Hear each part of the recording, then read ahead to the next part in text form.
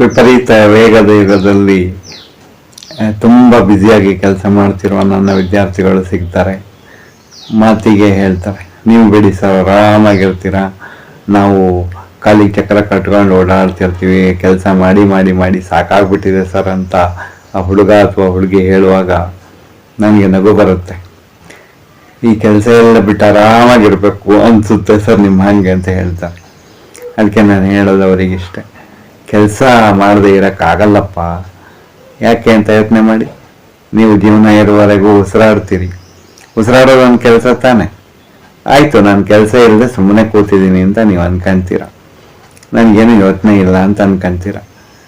ಆದರೆ ಒಂದು ಮಾತು, ಅವನು ಸುಮ್ಮನೆ ಕೂತಿದ್ದಾನೆ, ಅವನಿಗೇನು ಯೋಚನೆ ಇಲ್ಲ ಅನ್ನೋದೇ ನಿಮಗೊಂದು ಯೋಚನೆ ಆಗುತ್ತಲ್ಲ, ಆ ಯೋಚನೆನೂ ಒಂದು ಕೆಲಸ ಅಲ್ವಾ? ಯೋಚನೆ ಮಾಡಿ. ಕೆಲಸ ಇಲ್ಲದೆ ಕುಳಿತುಕೊಳ್ಳುವುದಕ್ಕೆ ಜೀವ ಮತ್ತು ಜೀವನ ಇರೋ ತನಕ ಸಾಧ್ಯನೇ ಇಲ್ಲ.